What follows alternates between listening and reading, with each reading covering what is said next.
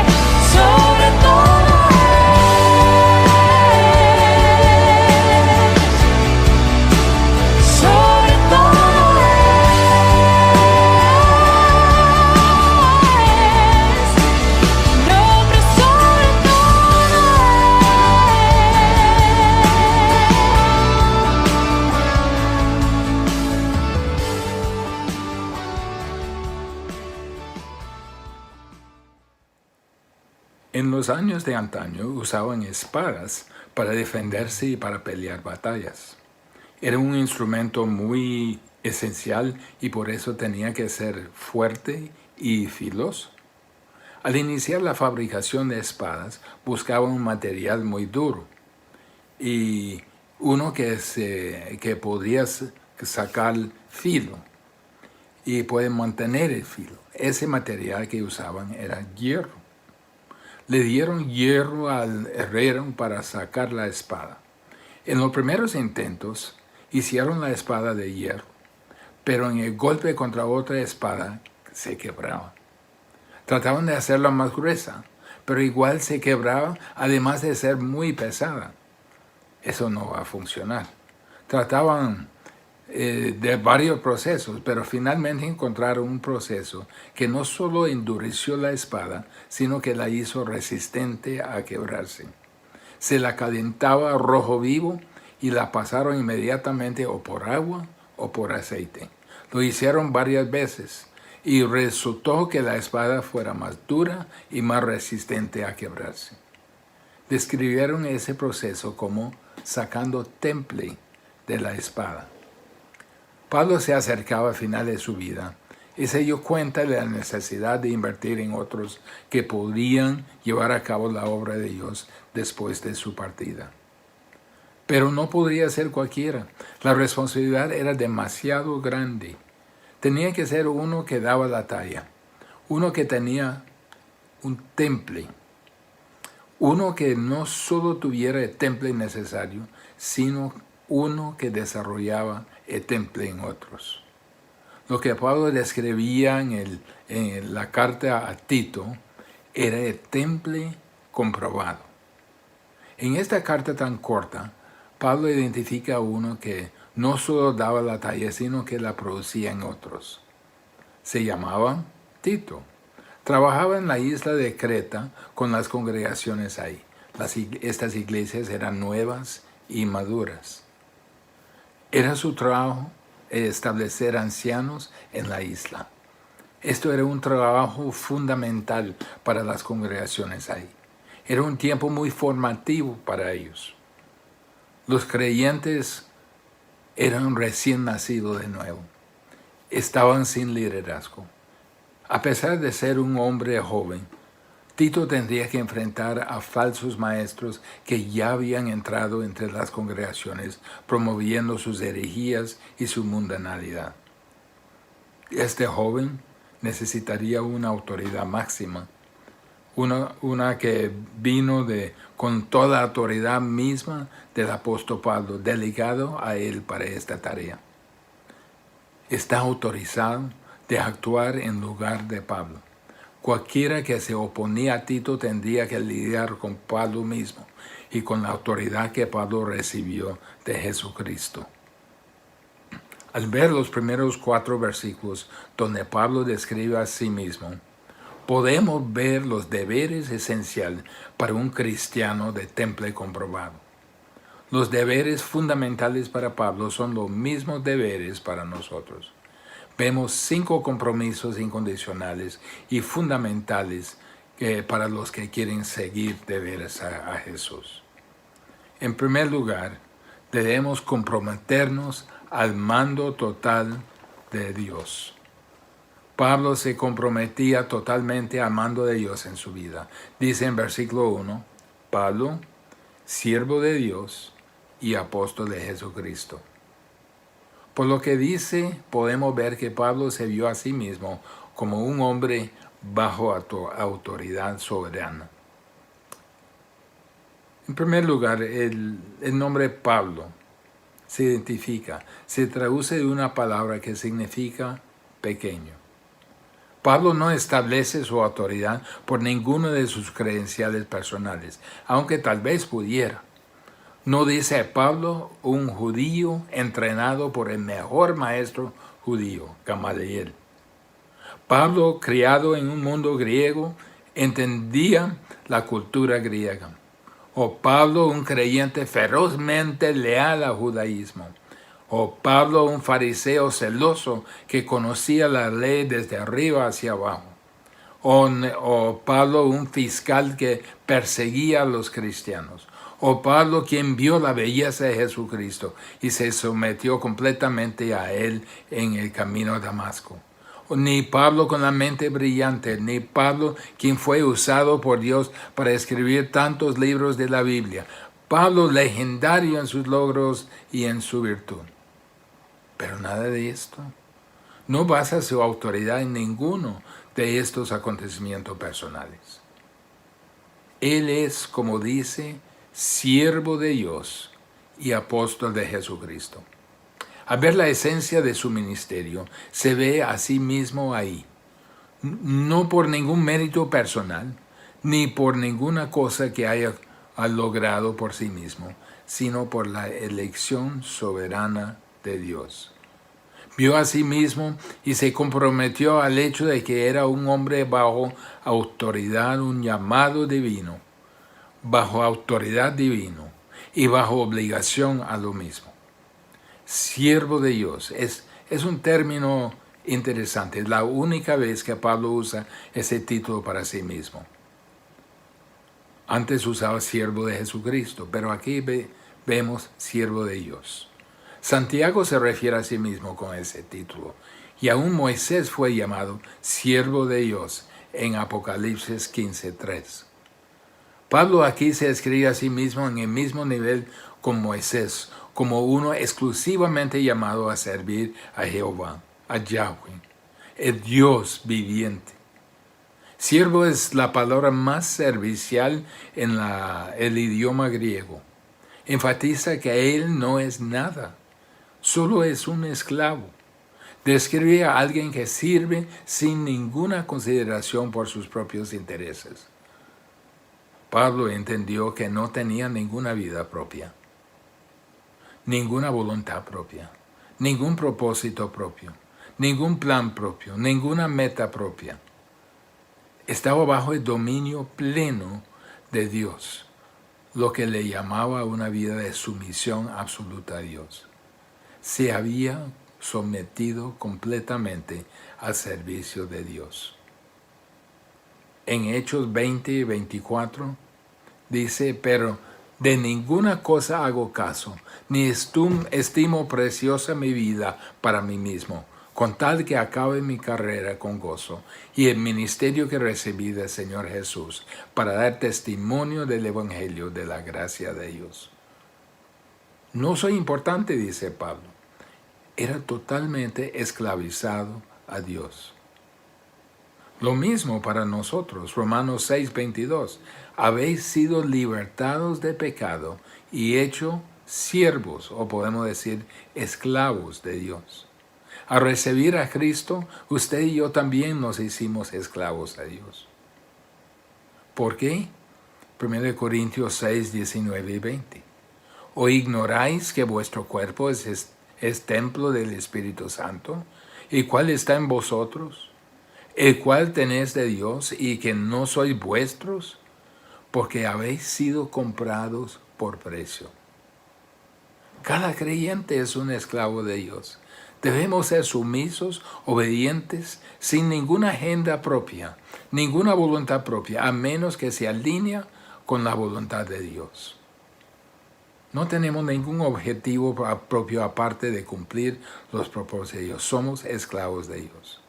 ¿Es cierto para usted? También otro título que usaba era apóstol de Jesucristo. Pablo fue enviado por Dios como esclavo de Dios para cumplir la tarea de ser mensajero a favor de Jesucristo. Apóstol significa mensajero, uno enviado en una misión. El término apóstol no es muy elevado, no es muy prestigioso. No hay ninguna dignidad personal en ser un mensajero de Jesucristo. La dignidad está en quien lo envía al mensajero y en la tarea, no en el mensajero. El mensajero dice, vengo con autoridad, no la mía propia, basado en mis credenciales, sino soy un esclavo de Dios y Dios me ha enviado como mensajero de Jesucristo. Las personas que son más eficaces, más poderosas, más útiles, más fructíferos en la vida cristiana son personas que ven a sí mismos bajo autoridad divina. Es la influencia controladora de su vida. Ellos no tienen su propia agenda. No tratan de edificar un imperio personal. No persiguen metas personales. No tratan de cumplir logros personales. Son sujetos al Maestro cuyo mensajero son y en la voluntad del cual encuentra su vida de gozo. Si somos salvos, somos mensajeros de Dios. Debemos nosotros comprometernos al mando total de Dios. Esa es la primera condición, ese es el primer deber de un cristiano de temple comprobado. Debemos comprometernos en segundo lugar a la misión de Dios. Versículo 1. Conforme a la fe de los escogidos de Dios y el conocimiento de la verdad, que es según la piedad en la esperanza de la vida eterna. Tal como Pablo, todo creyente tenemos la misma misión en tres partes. Veamos por partes. Conforme a la fe de los escogidos de Dios. En primer lugar, tenemos una misión de evangelización. Tal como Pablo, nuestra tarea es ser mensajero por su fe, porque los elegidos no son salvos hasta activar la fe que Dios les concede. Nuestra actitud debe ser la actitud de Pablo. Daré mi vida para ver la gente salva. Esta es la misión. Como Pablo debemos comprometernos a una vida de evangelismo. Es quien soy. Vivo para eso. Pablo decía, soy un hombre que entiende mi misión. Daré mi vida. Los escogidos de Dios. Juan 15:16 dice, no me elegiste vosotros a mí, sino que yo os elegí a vosotros. Y os he puesto para que vayáis y llevéis fruto, y vuestro fruto permanezca. Es Dios quien escoge, quien elige. Efesios 1, 3 y 4. Bendito sea Dios y Padre de nuestro Señor Jesucristo, según que nos bendijo con toda bendición espiritual en los lugares celestiales en Cristo, según nos escogió en Él antes de la fundación del mundo. Esto es lo que hacemos. Estamos en el mundo para ello. Es la gran comisión. Por tanto, ir y hacer discípulos a todas las naciones. ¿Por qué? Porque Dios le utilizará como el medio de llevar el mensaje que active la fe en sus escogidos. La segunda parte de la frase que hemos leído, el conocimiento de la verdad, que es según la piedad. Tenemos la misión no solo de evangelismo, pero también de edificación. Proveer el conocimiento de la verdad que produce la piedad. Traerlos no solo al conocimiento de la verdad, sino también traerlos a la obediencia de la verdad. El conocimiento de la verdad es el conocimiento profundo, rico, comprensivo, pleno, que produce la piedad. El conocimiento de la verdad entonces empieza en la salvación. No puede ser salvo uno hasta ver al conocimiento de la verdad. Pero según la piedad, el conocimiento de la verdad empieza en la salvación, pero continúa a través de la santificación. No solo se queda en la salvación, produce piedad la santificación de cada persona. Mire lo que dice en Tito 2, 11 y 12. Porque la gracia de Dios se ha manifestado para salvación a todos los hombres, enseñándoos que renunciando a la impiedad y a los deseos mundanos, vivamos en este siglo justa y piadosamente. Mire la conexión íntima entre la verdad y la piedad. Es el conocimiento de la verdad que se dirige a la piedad. Salvación, vivir justa y piadosamente. ¿Qué nos anima de esto? Dice otra vez en Tito 1, dice, en la esperanza de la vida eterna. Tenemos la misión no solo de salvación y de edificación, sino de perseverancia. La esperanza que se sostiene cara a la eternidad. Como Pablo tenemos que llevarles a la esperanza de la vida eterna. La esperanza. Tenemos esta fe y conocimiento en la esperanza de la vida eterna. En el futuro es anticipación y glorificación. Esperanza no se trata de algo incierto, ni algo dudoso, ni algo posible, ni algo tal vez.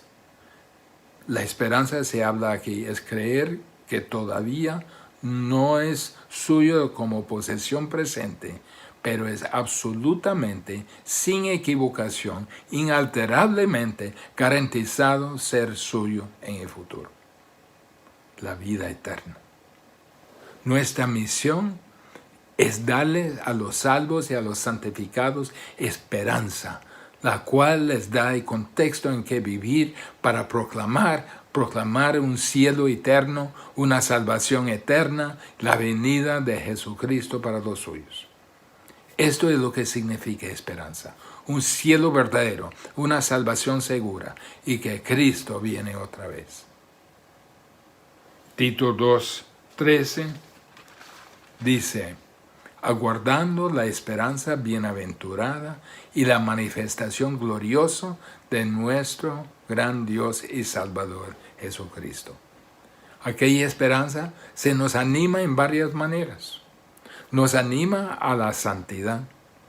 1 Juan 3:2-3 dice: amados, ahora somos hijos de Dios y aún no se ha manifestado lo que habremos de ser, pero sabemos que cuando Él se manifieste, seremos semejantes a Él, porque le veremos como Él es. Y esa es la parte importante. Y todo el que tiene esta esperanza puesta en Él, ¿qué hace? Se purifica, así como Él es puro. Nos anima a la santidad, nos anima al servicio, al entender que algún día estaré delante de Él para recibir el galardón por lo que he hecho en este cuerpo. Me motiva y me anima a servir a Dios fielmente. Nos anima a la perseverancia. Puedo soportar cualquier cosa en este mundo, aún el sufrimiento. Mire lo que dice en Romanos 12:12. Gozándoos en la esperanza, perseverando en el sufrimiento, dedicados a la oración. Por motivo de mi esperanza, puedo perseverar en el sufrimiento. Romanos 8:18. Pues considero que los sufrimientos de este tiempo presente no son dignos de ser comparados con la gloria que nos ha de ser revelada. Esa es la esperanza que me sostiene, esa es la esperanza que me inspira.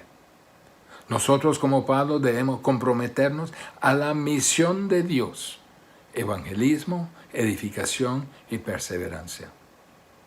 Debemos comprometernos al total dominio de Dios y a la misión de Dios, pero también debemos comprometernos al mensaje de Dios.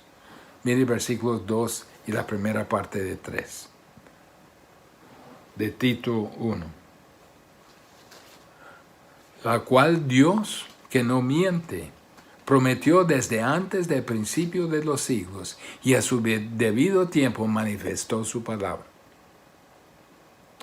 La misión de Dios depende en el mensaje correcto.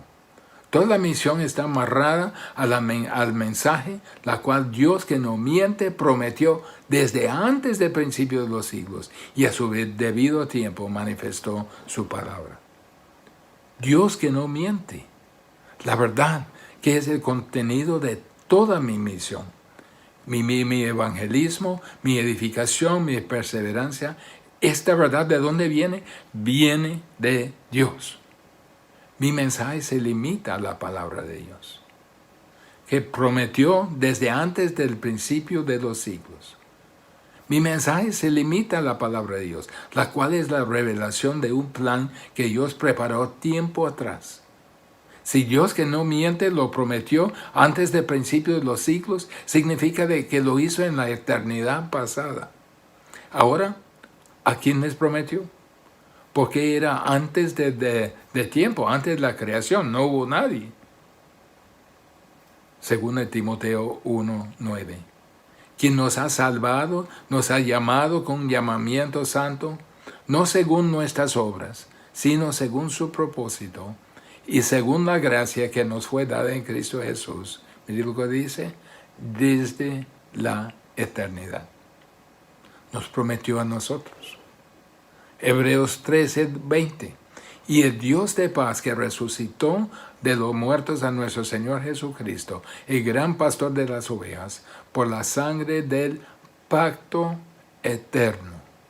Hubo un pacto eterno que hizo Dios antes de que empezaba el tiempo. Un pacto de redención. En eternidad pasada Dios predeterminó darle un regalo de amor al Señor. Y todos los que somos salvos, que formamos parte de los elegidos y escogidos, aquel grupo de la humanidad es parte de ese regalo de amor del Padre a su Hijo. Y a su debido tiempo manifestó su palabra. Este pacto que fue prometido antes de tiempo por Dios, quien no miente, que ha sido manifestado en su debido tiempo, tanto en el Antiguo Testamento como en el Nuevo Testamento. Esto es mi mensaje. Nuestra misión y su contenido es definido en la palabra de Dios, que se revela el pacto eterno de Dios. Revela las realidades de su pacto eterno en su palabra. Hebreos 1 y 2 dice, Dios, habiendo hablado muchas veces y de muchas maneras en otro tiempo a los padres por los profetas, en estos postreros días nos ha hablado por el Hijo. Este mensaje de Dios no se encuentra en ningún otro lugar aparte de la palabra de Dios. Entonces, si somos totalmente enfocados en evangelismo, somos dependientes en la Biblia. Si estamos totalmente enfocados en la edificación, estamos dependientes en la Biblia. Si estamos totalmente enfocados en la perseverancia, somos dependientes en la Biblia. No solo debemos comprometernos al mando total de Dios, a la misión de Dios y al mensaje de Dios, pero también debemos comprometernos a usar los medios de Dios.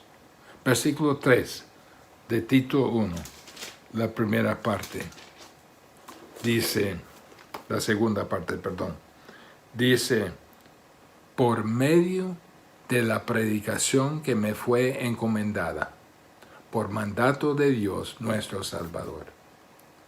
Dice la predicación. Esta palabra dice en medio de la proclamación, no el que proclama. Viene de un verbo que significa proclamar, hacer algo conocido. Hubo necesidad de comunicación. En nuestros tiempos tendemos a ver la palabra predicación como un discurso formal desde un púlpito ante una audiencia en un salón o en una plaza. Eso es una manera de proclamar. No obstante, uno también puede proclamar, puede hacerlo conocido en una conversación entre dos personas. El énfasis es hacer la verdad conocido, comunicar. Fuimos llamados a proclamar. Esto es lo que hacemos. Es el medio de Dios. Dios me lo encomendó. Es una mayordomía. No es opcional. Es por mandato de Dios nuestro Salvador, dice en Tito 1, versículo 3. Es por mandato de nuestro Salvador. 1 Corintios 2:4 dice, y ni mi palabra ni mi predicación fue con palabras persuasivas de humana sabiduría, sino con la demostración del Espíritu y de poder. No tenemos que ser más elocuentes. Dios utiliza las palabras más rudimentas. Somos llamados a ser proclamadores. Pablo dice la proclamación para lograr esos tres aspectos de la misión me fue encomendado, fui designado. No era el único. Los primeros seguidores de Jesús fueron proclamadores. Los apóstoles fueron proclamadores. Dice en Hechos 5:42, y todos los días en el templo y por las casas no cesaban de enseñar y predicar o proclamar a Jesucristo. Romanos 10, 13 al 15 nos da el proceso. Porque todo aquel que invocare el nombre del Señor será salvo. ¿Cómo pues invocarán a aquel en el cual no han creído? ¿Y cómo creerán aquel de quien no han oído? ¿Y cómo oirán sin haber quien les predique o les proclame? ¿Y cómo proclamarán o predicarán si no fueron enviados? Como está escrito, cuán hermosos son los pies de los que anuncian la paz, los que anuncian buenas nuevas. La predicación es anunciar. La predicación es proclamar. El Evangelio, la verdad que santifica, no cae del cielo como lluvia. Viene por la boca de los que proclaman. Pablo dice, me fue encomendada por mandato de Dios nuestro Salvador. Dios nuestro Salvador, Dios por su naturaleza es salvador de pecado. Para llevar a cabo su propósito de salvar, nos llamó a proclamar. Su propósito de salvar es la razón que proclamamos. 1 Corintios 9, 16. Pablo dice, pues si anuncio el Evangelio, no tengo por qué gloriarme, porque me es impuesta necesidad. Y ay de mí si no anunciare el Evangelio. ¿Por qué vemos tanto a que se jactan de sus predicaciones? Publican sus fotos en el púlpito, elevando a sí mismos sobre los demás, dando la impresión que son más importantes. Para Pablo, tanto para nosotros, no es opcional. Es un mandato divino. Ay de nosotros si no proclamamos el Evangelio. No tenemos otra opción.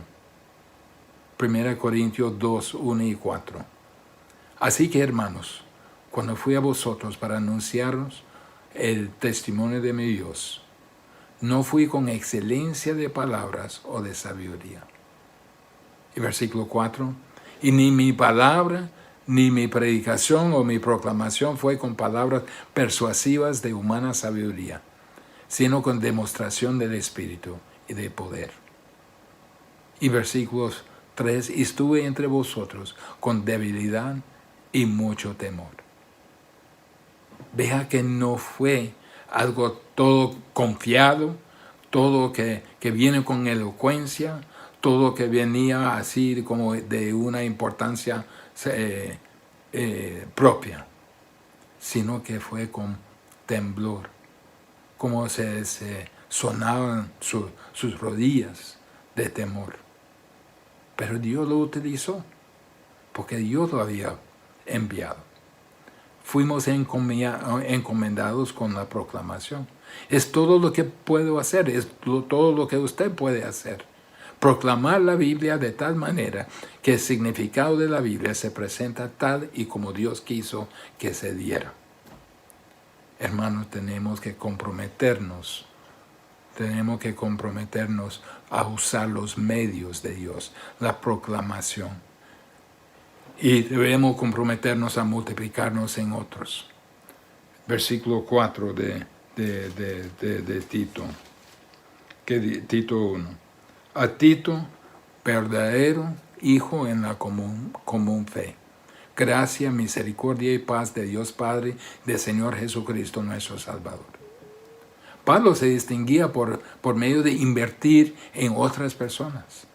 Fue intensamente involucrado en la vida de otras personas. No fueron pocas las personas para quien daba gracia constantemente a Dios, a quienes animaba constantemente en el camino de su vida.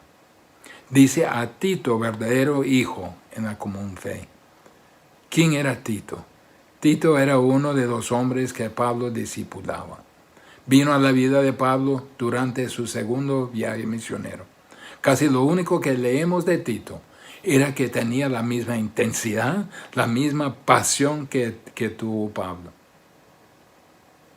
¿A quiénes discipulamos de esa manera? Era su verdadero hijo en la común fe, dice. Hijo significa la palabra para un hijo nacido. Esto enfatiza la relación de vida entre el padre y el hijo. Básicamente dice que Tito le debe su vida espiritual a Pablo. Pablo fue el agente humano por el cual Dios le dio vida espiritual a Tito. Y esa relación es real. Tito era legítimo, ese es lo que dice verdadero hijo, no ilegítimo. No era un hijo bastardo, es un cristiano verdadero. Lo vemos en 2 Corintios 8:23. En cuanto a Tito, dice Pablo, es mi compañero y colaborador entre vosotros. Tito ilustra la manera que Pablo se comprometía a otros. Invertía su vida en ese hombre. Derramó su vida en ese hombre. Debemos, como Pablo, multiplicar nuestro ministerio por medio de otros. Como Pablo, tenemos que vivir una vida ejemplar. Tenemos que compartir el amor de Cristo. Tenemos que estar dispuestos a llenar necesidades, a hacer sacrificios, a construir relaciones profundas, a enseñar, a corregir, a redarguir, a reprender, a exhortar, a orar, a compartir sabiduría que hemos aprendido. Para extender la obra de Dios tenemos, como Pablo, que invertirnos en otros. Tenemos que delegar responsabilidades a amigos dotados y fieles que manejan responsabilidad y autoridad. A este verdadero hijo en la común fe, Tito, Pablo le extendió el saludo. Gracia y paz de parte de Dios, el Padre, y de Cristo Jesús nuestro Salvador. Gracia es lo que salva. Paz es lo que disfrutamos porque somos salvos. Dios y Padre de Cristo Jesús nuestro Salvador. Dios es el Padre de Cristo Jesús, significando que los dos son uno en esencia, afirmando que es Dios mismo. Ese es el saludo que hace a Tito, a los creyentes de aquel entonces, para recordar en resumen su gran salvación. Ahora Pablo nos demuestra los compromisos de un cristiano de temple comprobado. ¿Cuáles son? Debemos comprometernos al mando total de Dios. Debemos comprometernos a la misión de Dios. Debemos comprometernos al mensaje de Dios. Debemos comprometernos a usar los medios de Dios y debemos comprometernos a multiplicarnos en otros. ¿Qué significa tener el temple comprobado de nuestra vida? ¿Cómo es el temple de nuestra vida? La vida cristiana obediente al Señor significa estar preparado como instrumento útil en la mano de Dios. Pablo nos indica los compromisos esenciales que demuestran el temple que Dios quiere de nuestra vida. Ese es nuestro punto de partida. Dejemos que Dios nos forje como instrumento que Él quiere usar para su gloria. Oremos. Padre, queremos ser un instrumento útil en tus manos. Forje en nosotros ese temple que necesitamos para que no seamos una espada, un instrumento quebradizo, sino uno fuerte y duradero. Te pido esto en el nombre de Jesús. Amén.